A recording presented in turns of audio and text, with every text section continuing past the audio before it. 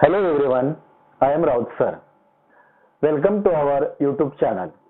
Last video we have completed the second poem Basketful of Moonlight, and this session we are going to learn the unit number 2.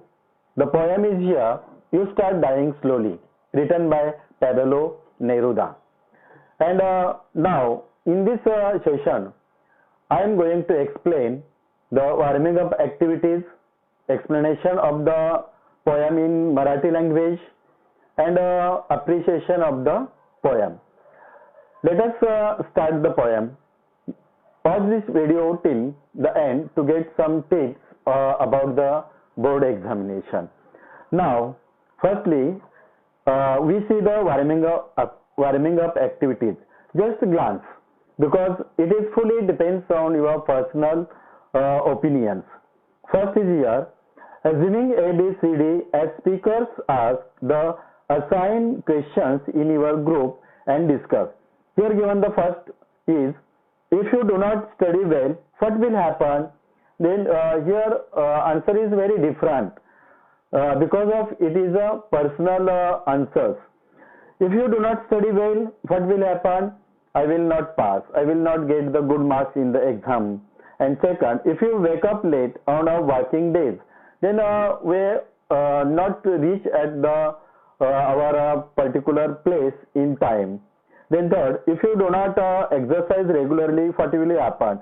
Then we never keep ourselves fit and healthy. If you eat too much of junk food, what will happen? Then we will invite the different type of diseases. So you can answer these points as you wish. Then second, things I can do in my life. It is also you do yourself.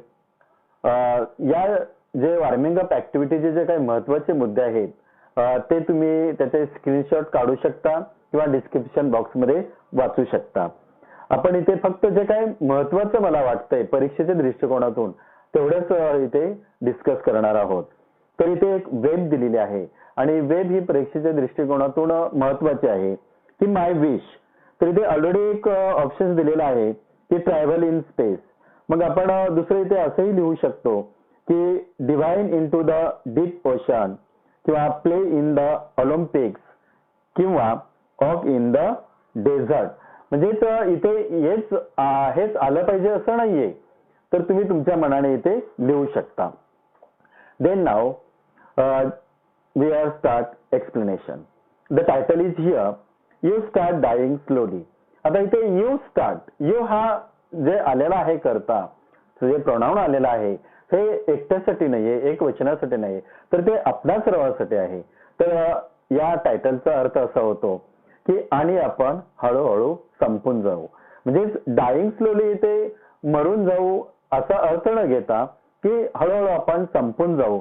म्हणजेच आनंदी जीवनाच्या ज्या काही आपल्या इच्छा आहेत त्या इच्छा आपण गमावून बसू किंवा त्या आपल्या संपतील. Let us read the first stanza. If you do not travel, if you do not read, if you do not listen to the sounds of life, if you do not appreciate yourself, you start dying slowly. Pablo Neruda यांनी माणसाच्या जीवनाचं जे हे वर्णन आहे हे अतिशय चांगल्या पद्धतीने या कवितेमधून मांडलेलं आहे की if you do not travel, की जर तुम्ही प्रवास केला नाहीये, तर या ओळीचा पण अर्थ असाही घेऊ शकतो की ज्यावेळेस आपण प्रवास करत असतो प्रवासाच्या दरम्यान आपल्याला वेगवेगळे अनुभव येत असतात आणि जर आपण प्रवासच केला नाहीये तर आपल्याला अनुभव देखील येणार नाहीये. If you do not read, की आपण वाचन केलं नाहीये. जर आपण वाचन केलं नाहीये तर आपलं ज्ञान वाढणार नाहीये, आपल्याला इतर गोष्टी कुठे काय चाललेलं आहे ते कळणार नाहीये किंवा आपण त्या आनंदाला मुकणार आहोत. If you do not listen to the sounds of life, की जीवनाचे जे संगीत आहे ते जर आपण ऐकण्याचा प्रयत्नच केला नाहीये. If you do not appreciate yourself, आणि आपल्या स्वतःची जर आपण स्तुती केली नाहीये, प्रशंसा केली नाहीये किंवा स्वतःमधील फक्त आपण उणीवाच पाहत राहिलो, तर यू स्टार्ट डाईंग स्लोली. तर आनंदी जीवनाच्या ज्या काही इच्छा आहेत त्या आपल्या इच्छा संपून जातील. Second stanza, When you kill your self-esteem, when you do not let others help you, you start dying slowly. दुसऱ्या स्टँजामध्ये कवी असे सांगत आहेत की when you kill your self-esteem, म्हणजे ज्यावेळेस आपण आपला आत्मसन्मान तोच ठेवत नाही, स्वतः जर स्वतःचा आत्मसन्मान ठेवला नाहीये तर इतर कदापि ठेवणार नाहीये. When you do not let others help you, जर आपल्या अडीअडचणीच्या वेळेस एखादी व्यक्ती आपल्याला मदत करत असेल आणि त्याची मदत आपण घ्यायचं नाकारलं तर ते आपण आपल्या जीवनाचा आनंद, जीवनाच्या आनंदी जे काही इच्छा आहेत त्या आपल्या तिथेच संपून जातील. If you become a slave of your habits, हे अतिशय महत्वाचं सांगितलेलं आहे की if you become a slave of your habits, की सवयी ज्या आहेत त्या सवयीचं जर तुम्ही गुलाम बनलात, मग त्या चांगल्या सवयी असोत किंवा वाईट सवयी असोत, पण त्याचं जर आपण गुलाम बनलो, walking everyday on the same path, आणि रोज तेच आपण अनुभवत गेलो, तेच गात राहिलो, त्याच रस्त्यावरून चालत राहिलो, तर if you do not change your routine, आपण आपला दिनक्रम आहे किंवा दैनंदिनी आहे ते जर आपण बदललं नाहीये, if you do not wear different colours, वेगवेगळे रंग आपण परिधान केलेले नाहीये, तर त्याचा आनंद आपल्याला घेता येणार नाहीये. और you do not speak to those you don't know, आणि जर अनोळखी व्यक्तीबरोबर आपण बोलायचंच नाही ठरवलं तर आपल्याला तो अनुभवच येऊ शकणार नाहीये. म्हणजेच थोडक्यात काय तर कवीला असं सांगायचं आहे की तुम्ही तुमच्या सवयीचे गुलाम बनलात आणि रोज तुम्ही एकाच मार्गावरून चालत राहिलात, तुम्ही तुमचं रुटीन बदललं नाहीये किंवा तुम्ही वेगवेगळ्या कलरचा अनुभव घेतला नाहीये आणि त्याचप्रमाणे तुम्ही अनोळखी व्यक्तीबरोबर बोलला नाहीये, तर तुम्ही तुमच्या आनंदी जीवनाच्या इच्छा संपवून जाणार.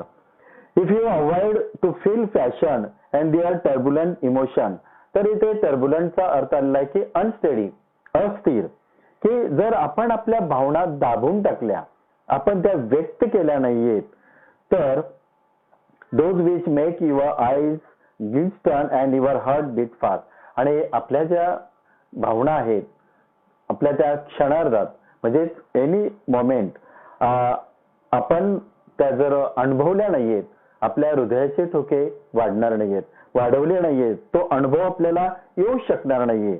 म्हणजे थोडक्यात आपल्या या स्टँजामधून कवीला सांगायचं आहे की जर समजा तुम्ही तुमच्या मनातील भावना दाबून ठेवल्यात, त्या उघड केल्या नाहीयेत आणि जर तुमच्या हृदयाचे ठोके वाढवणाऱ्या किंवा डोळ्यात चमक आणणाऱ्या गोष्टी जर अनुभवल्या नाहीयेत, तर तुम्ही आनंदी जीवनाची जी इच्छा आहे ती संपवणार. Then you start dying slowly. If you do not change your life when you are not satisfied with your job, आणि तुम्ही जर तुमचं जीवन बदलण्याचा प्रयत्नच केला नाहीये, तुमचा दिनक्रम बदलण्याचा प्रयत्नच केला नाहीये, when you are not satisfied with your job, आणि जे तुमचं काम आहे त्या कामात तुम्ही आनंदी राहिला नाहीयेत, आनंद मानला नाहीये, और विथ युअर लव्ह, आणि जोडीदाराचं प्रेम तुम्ही अनुभवलं नाहीये, तर if you do not risk what is set for the uncertain. Uncertain म्हणजेच काय, अनिश्चित, अस्थिर, म्हणजेच जर तुम्ही सुरक्षित जीवनाची जी जबाबदारी आहे ती तुम्ही घेतलीच नाहीये, रिस्क घेतली नाहीये, किंवा अनिश्चित ज्या गोष्टी आहेत, जे आव्हान आहे ते तुम्ही स्वीकारलं नाही, if you do not go after a dream, आणि तुमच्या स्वप्नांचा जर तुम्ही पाठपुरावा केला नाहीये, जे तुमचं उद्दिष्ट आहे जीवन जगण्याचं, ते उद्दिष्टच तुम्ही साध्य करण्याचा प्रयत्न केला नाहीये, if you do not allow your self, आणि तुम्ही तुमच्या स्वतःला त्यातून मुक्त केलं नाहीये, परवानगी दिली नाहीये, तर at least once in your lifetime to run away from sensible advice. कवीने शेवटच्या 2 ओळीमध्ये अतिशय चांगल्या पद्धतीने अर्थ सांगितलेला आहे. At least once in your lifetime, एकदा तरी तुम्ही आयुष्यामध्ये to run away from sensible advice, की तुमच्या या शहाण्या मनाला जे विचार करतं त्यापासून परावृत्त करा, त्याला बांधून ठेवू नका, तरच तुम्ही आनंदी जीवनाची इच्छा जगसाल. आणि जर नाही असं केलं तर हळूहळू या जगण्याची जी इच्छा आहे ह्या सर्व संपून जातील असं कवीला या कवितेमधून सुचवायचं आहे. तर आपण आता इथे की जे मी सांगितलं की बोर्ड परीक्षेच्या दृष्टिकोनातून आपण थोडक्यात पाहणार आहोत. तर इथे 5 मार्कासाठी जो स्टँजा येईल त्या स्टँजामध्ये पहिला जो प्रश्न आहे की फॅक्च्युअल क्वेश्चन जो आहे म्हणजेच वन वर्ड आन्सर आहे. तर त्याच्यामध्ये आपल्याला जे इंग्लिश वर्कशॉप मध्ये महत्वाचं वाटतंय दिलेलं आहे तेच आपण पाहणार आहोत. तर इथे थर्ड जी ऍक्टिव्हिटी आहे की pick out 4 adjective from the poem and write them down with the nouns they describe. तर याच कवितेमधून किंवा दिलेल्या संजामधून आपल्याला ते असे नाउन्स निवडायचे, असे शब्द निवडायचे की ते नाउन असतील आणि ते शब्दाचे वर्णन करतील. एक्झाम्पल इथे दिलेलं आहे या कवितेमध्ये थर्ड स्टँजामध्ये पहा की पाथ हे एक नाउन आहे आणि डिस्क्रिप्शन आहे ऍडजेक्टिव्ह सेम पाथ. दुसरा आहे डिफरंट कलर्स. नंतर आहे टर्ब्युलंट इमोशन्स आणि शेवटी सेन्सिबल ऍडवाइस. तर असे एक साधारणतः ऍडजेक्टिव्ह आणि नाउन्स अशाही प्रकारचा प्रश्न तुम्हाला फॅक्च्युअल क्वेश्चन मध्ये विचारला जातो. किंवा असंही विचारलं जातं की write the opposite of the following in the form of advice using different words and phrases. म्हणजे फॅक्च्युअल क्वेश्चन मध्ये ही 6वी ऍक्टिव्हिटी आहे. एक्झाम्पल इथे आहे. सेकंड एक्झाम्पल पहा. You do not appreciate your self. You should appreciate your self. You kill your self esteem. You should keep up your self esteem.